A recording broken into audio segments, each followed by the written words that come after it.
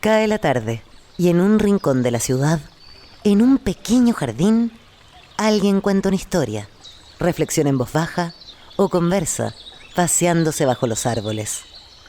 Es hora de volver a casa, bajar la velocidad y darle tiempo al tiempo. Christian Warnken nos abre la verja de su jardín para que respiremos aire puro y oxigenemos el espíritu. En Pauta, aquí comienza Desde el Jardín. Una presentación de Fundación Irarrázaval desde 1920 al servicio de la educación, humanismo y técnica, y Sheraton Santiago. Lo esencial de toda exploración será volver al propio jardín y ver las cosas por primera vez, decía el poeta T.S. Eliot.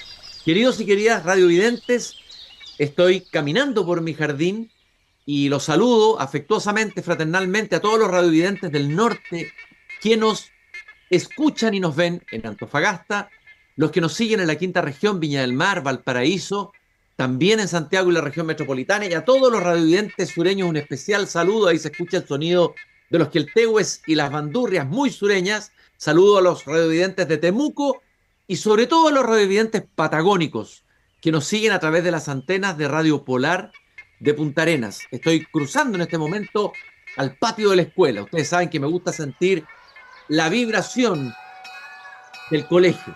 Ahí se escucha la campana clásica de la escuela chilena. Y cada vez que entro en la escuela, me encuentro con ella. Muchas de las cosas que hemos menester tienen espera, el niño no. Él está haciendo ahora mismo sus huesos, criando su sangre y ensayando sus sentidos. A él no se le puede responder mañana, él se llama ahora. Él se llama ahora, el sentido de la urgencia que tenía Gabriela Mistral en relación a los niños y en la educación. Dice algo muy hermoso Gabriela Mistral sobre el libro, tiene un elogio del libro. Voy a leer solamente un fragmento. Ella afirma: libro, al entrar en ti, te saludo con la emoción del visitante que penetra en un hogar ilustre. Hogar serás tú, refugio y consejero. Caballero del progreso, sello contigo un pacto de amor que ha de durar lo que la vida, pues el que conoció tus nobles deleites no te deja ya más, no te pone ya al margen de su existencia. Fíjense en lo que afirma. Primero, que el libro es hogar, refugio y consejero, que es caballero del progreso y que uno, como lector, sella con el libro un pacto de amor que dura toda la vida. Hoy día, en el patio de la escuela, vamos a conversar con dos caballeros de los libros, por decirlo así, que han sellado un pacto de amor con los libros, pero también con los lectores, que han recorrido una parte importante de la ruralidad colombiana con un proyecto extraordinario, un proyecto poético, diría yo. Biblioburro. ¿Qué consiste Biblioburro? Ustedes van a pensar inmediatamente en Platero y yo, ¿no es cierto?, de Juan Ramón Jiménez. Es un animal muy noble, el burro, de luego hay que decirlo. Biblioburro son dos burros, Alfa y Beto. Es una biblioteca itinerante que desarrolla e implementa acciones de fomento y promoción de lectura en el maravilloso Caribe colombiano. ¿Y dónde nace? En La Gloria, departamento del Magdalena, que busca incentivar lo que siempre buscaba incentivar Gabriela Mistral. Ella hablaba de pasión de leer, el gusto por la lectura, el amor por los libros de niños y niñas de zonas rurales alejadas de centros urbanos y escuelas. Y aquí hay una historia muy interesante también, porque no estoy solamente con Luis Soriano, que es el que comenzó a desarrollar este proyecto de Biblioburro. Estoy también con un chileno que también participa. Podría ser como Quijote y Sancho, esta dupla. Fernando Mora. Él es historiador de la Universidad Católica, promotor y mediador de lectura, especialista en literatura infantil y juvenil, que ha implementado más de 150 proyectos, tanto en Chile como en Colombia, en relación al libro. Quiero agradecer y saludar en primer lugar al profesor Luis Soriano. Luis, qué gusto de conversar contigo esta tarde aquí en el patio de la escuela. Hombre, es un placer para mí estar cruzando también contigo este patio que me parece maravilloso porque nos hace reflexionar, nos hace maravillar y de igual forma pues abre nuestro sentido a la imaginación. Fantástico el programa. Y bueno, aquí estoy para servirles. Estupendo, Luis. Y Fernando, también te doy la bienvenida. Tú eres un chileno que Colombia te agarró, ¿no es cierto? Y ahí estás echando raíces en Colombia y desarrollando, implementando la mediación lectora. Sí, Cristian, bueno, gusto en saludarte. Muy contento también de este viaje, ¿no? Que nos lleva, no solo, este viaje no solo geográfico, ¿no? Sino a, como bien decía Gabriela Mistral, también a la atmósfera de la infancia, ¿no? Al cielo, al cielo de la infancia, ¿no? Con este ruido de las campanas, con los pájaros del sur del sur. Mi abuelo era ornitólogo, así que los pájaros me convocan Ah, profundamente. Y, y no, muy contento de compartir este espacio contigo y estar con el profe también ahí, que es el que me trajo con mi importación no tradicional a trabajar en libros y lectura aquí a Colombia. profesor, le voy a preguntar lo primero que nos cuente cómo nació Biblioburro, cómo partió este viaje, esta itinerancia a través de Colombia llevando el amor a los libros a los niños de las zonas rurales. Hombre, Cristian, mira que este viaje nació en el 95 a raíz del abandono estatal, porque todo surge por el, eh, por la necesidad, no fue por casualidad, sino por pura y física necesidad que nace el biblioburro. Y yo lo implemento sin saber qué estaba haciendo.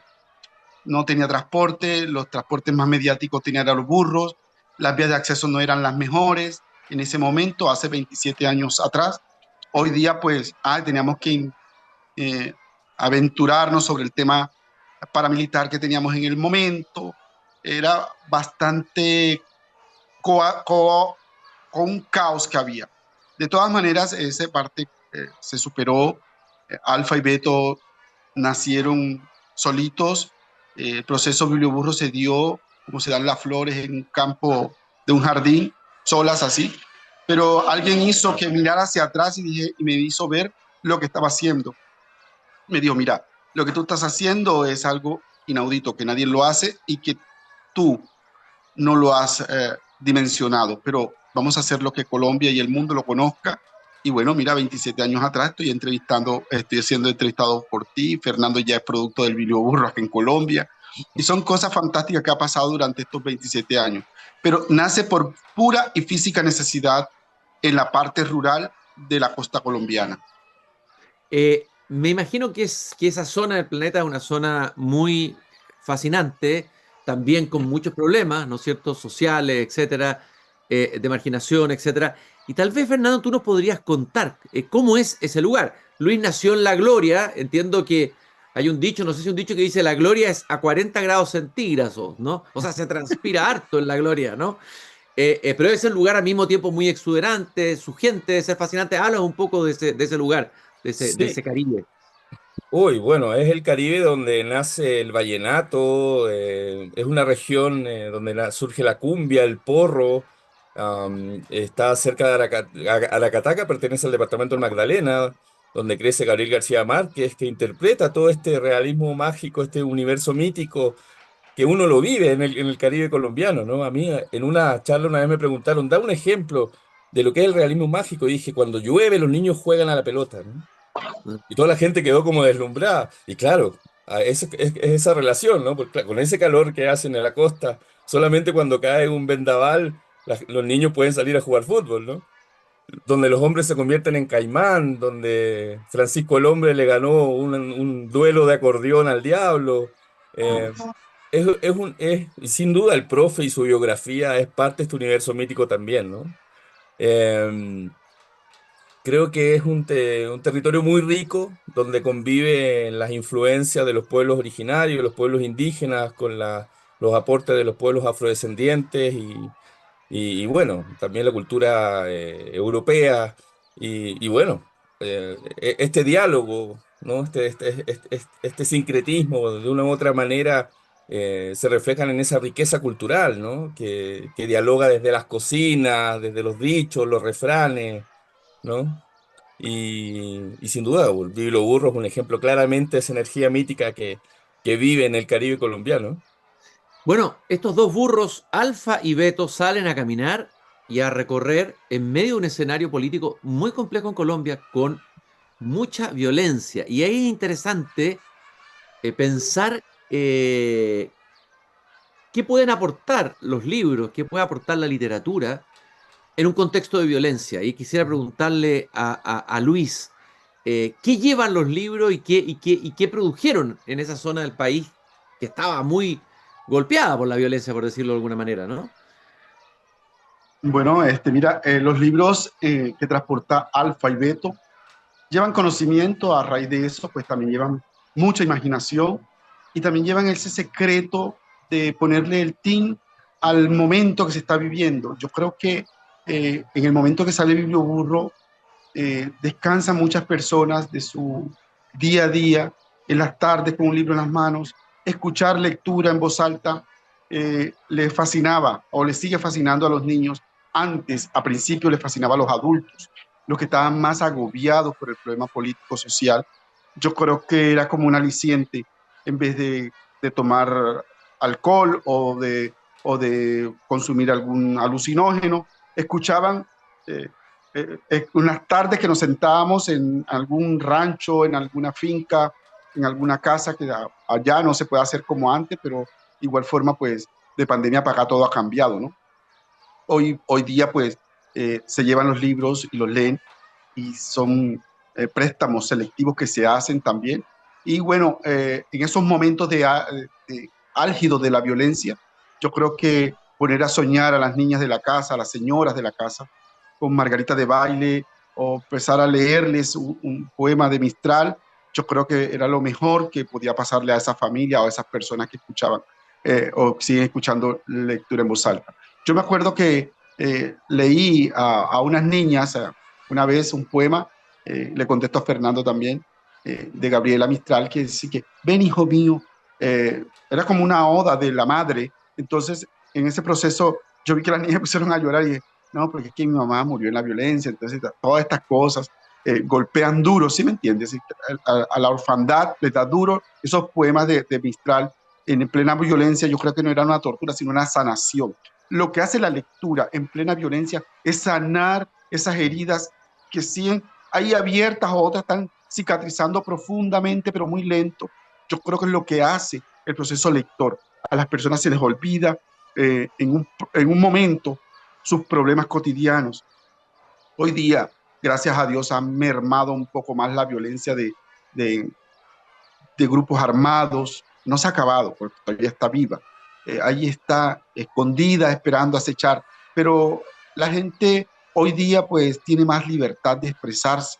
Antes no lo podían hacer. La lectura y Biblioburro en su momento fue cuestionado por salir directamente a abordar a las familias, a las casas, eh, con todo aparato armado que había en nuestra región. Pero bueno, Dios nos dio la fortaleza y aquí estamos para servir y para seguir sirviendo por muchos años más. La historia de Biblioburro me recuerda también la historia de Geneviève Pat, una mediadora del libro en Francia que trabajaba en una biblioteca en la periferia de París, una de las más peligrosas, con más inmigración, con más violencia, y se daba cuenta que las personas no venían a esa biblioteca y dijo, algo estamos fallando nosotros tenemos que ir a buscar a los lectores, y salió con un Eh, canasto lleno de libros a instalarse en una plaza en la periferia.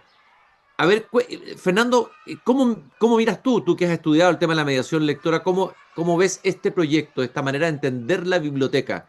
Una biblioteca viva, nómade. Hablemos un poco de eso. Sí, bueno, yo creo que primero va con resignificar lo que es, primero la lectura, ¿no? Desde ese sentido más escolarizado, que también lo comentaba Gabriela Mistral, ¿no? Que rebatía el concepto del hábito lector hace casi 100 años, ¿no?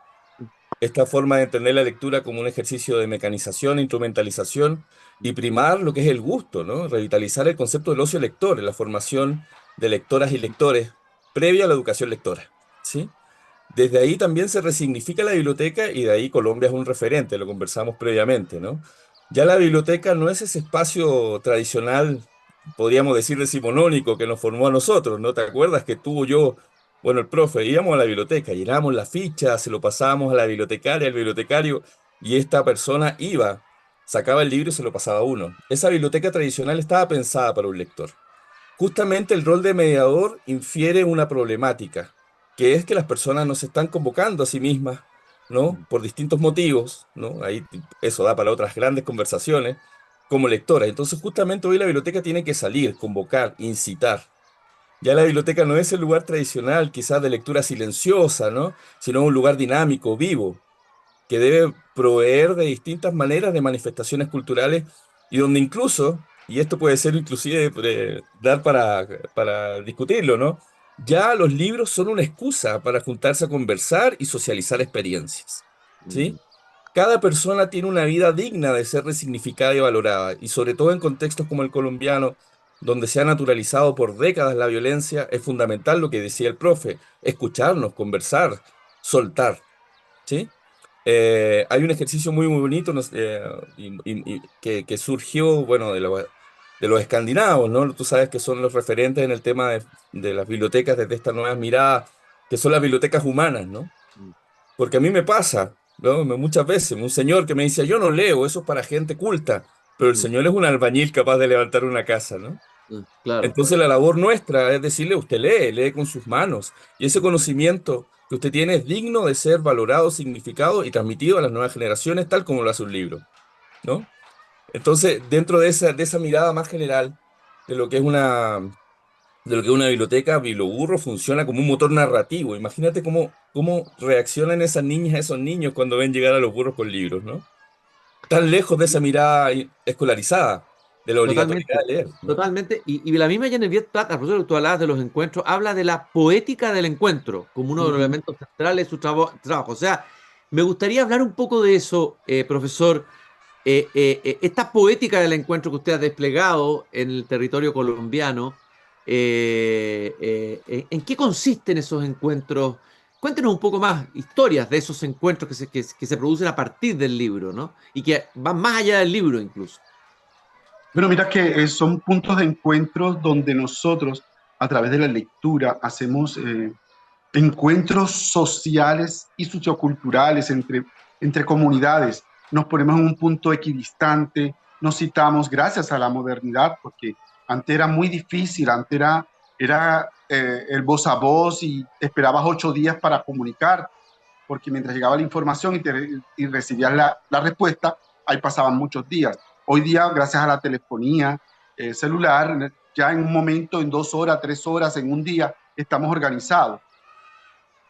Esos encuentros van en que los muchachos tengan un día diferente, que su día no sea en ordeñar vacas, que su día no sea, su mañana no sea en hacer quehaceres de la finca, de las casas, porque generalmente nosotros andamos en la parte rural, y la parte rural es muy compleja aquí en Colombia, y sobre todo más cuando llueve. Cuando llueve no sale nadie, todo se vuelve barro, un barro pegachento horroroso, pero de todas maneras es parte de la vida cotidiana del campesino, que sin agua no, y sin lluvia no podían estar los pastos ni el pancoger preparándose, ¿no?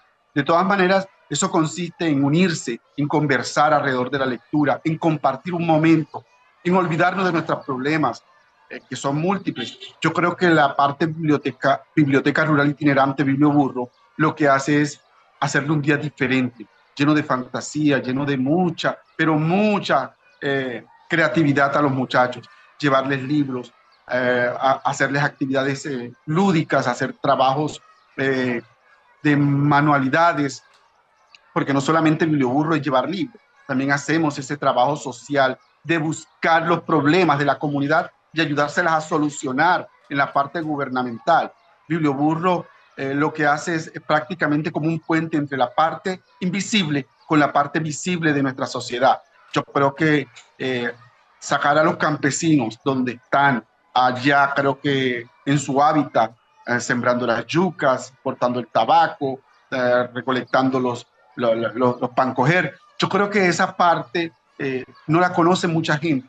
Es una parte, cómo se vive en el campo, cómo podemos tecnificar esos saberes a través de la lectura. Yo creo que la gente compara su vida con un diccionario, empiezan a buscar palabras que de pronto escucharon en el radio, que de pronto llegó alguien y se las dijo. Entonces, son muy radioyentes, son muy captores de lo que tú les dices. Entonces, se les almacena la información y cuando me aparezco yo por el Biblioburro, empiezan a preguntarme, mira, que fulano estuvo aquí y me preguntó esto.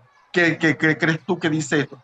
O sea, la idea no es que te crean a ti que eres como el sabedor de todo, ¿no? Sino que te vean como la parte orientadora, de sus problemas pequeños o sus dificultades, o que les ayude a solucionar sus problemas. Yo creo que el proceso biblioburro lo que hace es organizar los pensamientos de una comunidad.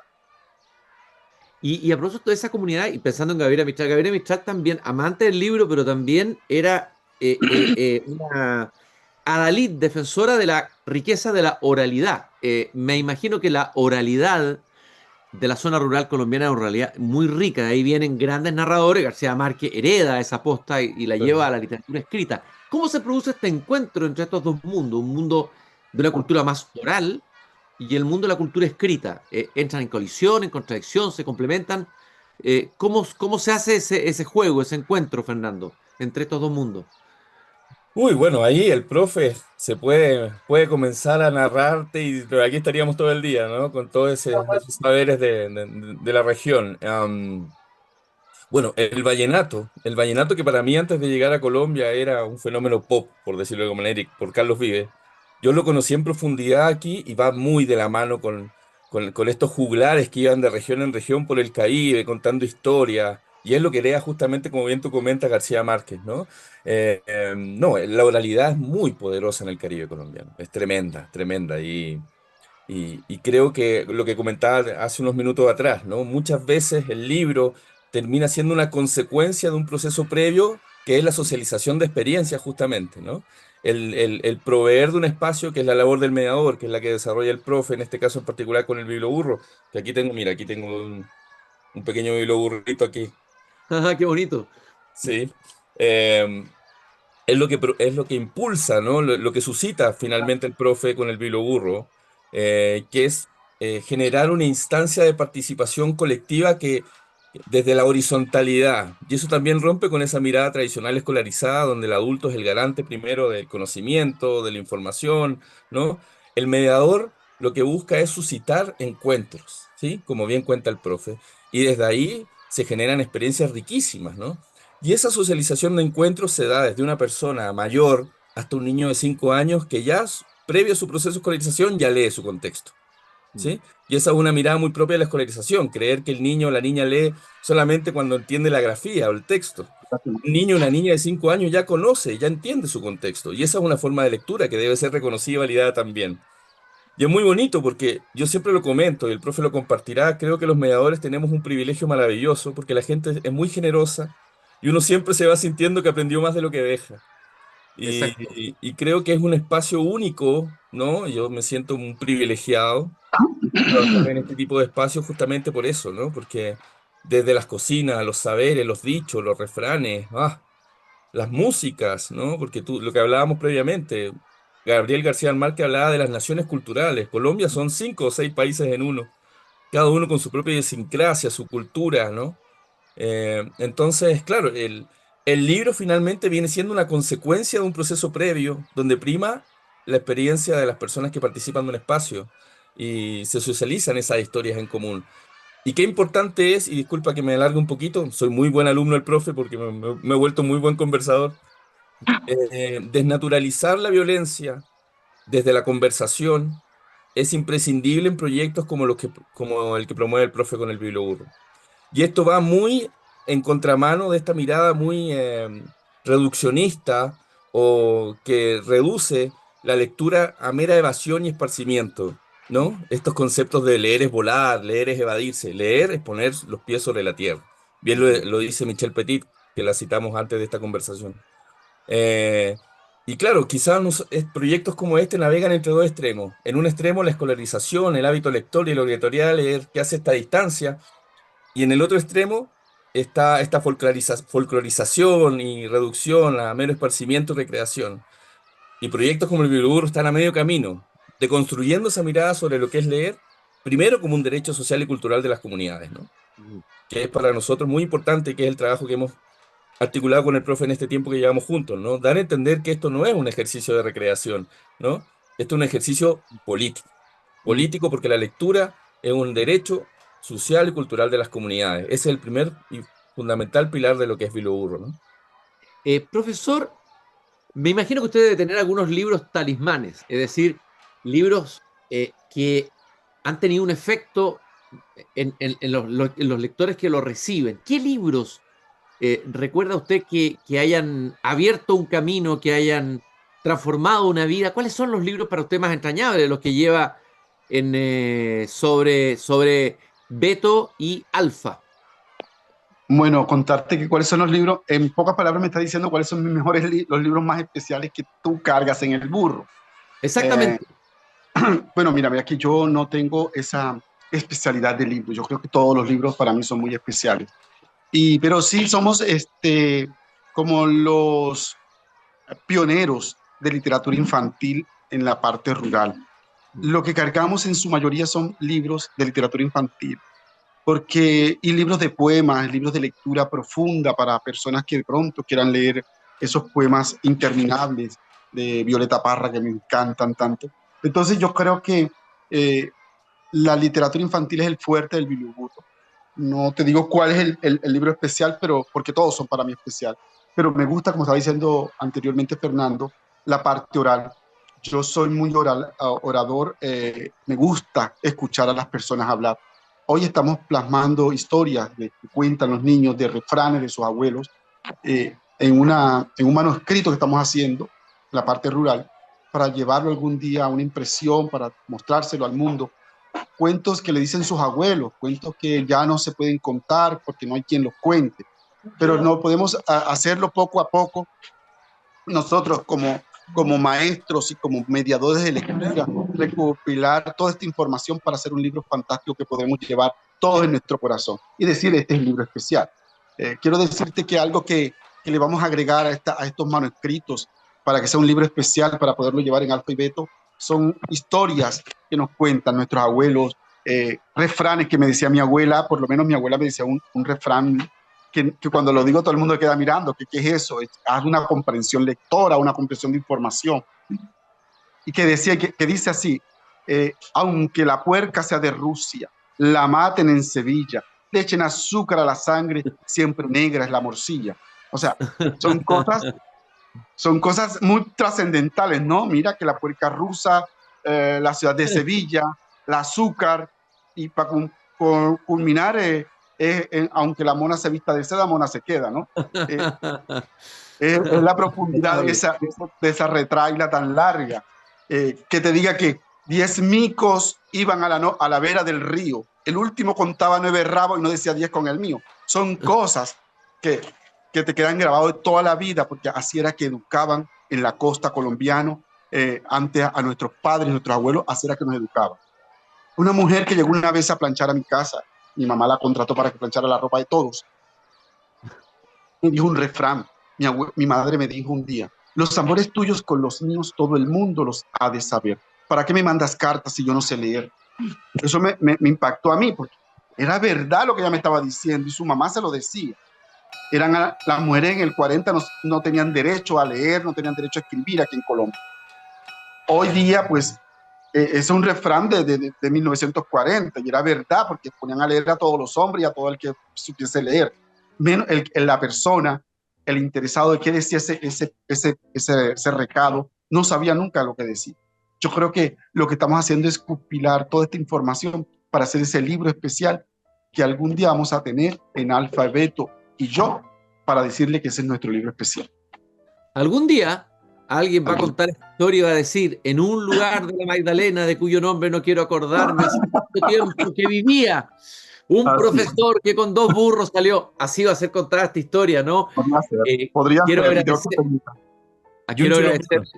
Quiero agradecerle a Luis Soriano, que nació en la gloria y que sigue en la gloria, y que además ha derramado gloria lectora entre los niños de la zona rural de Colombia.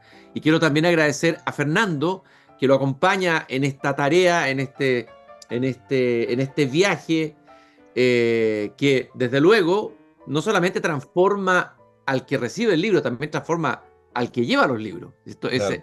Es el punto, ¿no? No es que alguien venga y diga, yo vengo a culturizar y vengo a entregar o a alfabetizar. Es un diálogo entre la comunidad y el que llega, ¿no? Como entre la oralidad y la escritura. Fernando, un gusto haber conversado contigo, también contigo, Luis. Creo que esta conversación se hizo cortita, así que probablemente los voy a invitar de nuevo a usar de vuestra buena voluntad para volver a Feliz. seguir conversando. ¿Ah? De todas maneras, yo feliz. Muchas gracias por la invitación, Cristian. Siempre un placer compartir estos espacios, dar a entender la necesidad de transformar la mirada sobre lo que es la lectura y la escritura, ¿no? Que donde te debe primar la formación literaria antes de la educación literaria. Y bueno, para qué decir que agradecerte porque me convocas con el profe, que para mí es mi familia aquí en Colombia. Hombre, Gracias, gracias a ustedes. Un abrazo muy grande a ustedes y a todas sus comunidades allá en Colombia. Un saludo desde este jardín al sur del mundo. Y nosotros, queridos radiovidentes, mañana nos volvemos a encontrar a las 8 de la tarde cuando vuelva a abrir la verja de madera de jardín. Espero con una historia tan fantástica como la que acabamos de escuchar. Recordarles que Primavera Feliz en Sheraton Santiago, nada más agradable. Súmate a los Wine Child Night todos los viernes en música en vivo. Disfruta de los almuerzos, buffets sabatinos y no te pierdas los aplaudidos brunch dominicales. Sheraton Santiago, lo más parecido a estar de viaje. Hasta mañana, queridos y queridas radiovidentes. Es hora de cerrar la verja de madera del jardín. Pero Christian Warnken la volverá a abrir todos los días de lunes a viernes a las 20 horas en Radio Pauta, cuando comience de nuevo Desde el Jardín. Una presentación de Fundación Irarrázaval desde 1920 al servicio de la educación, humanismo y técnica, y Sheraton Santiago.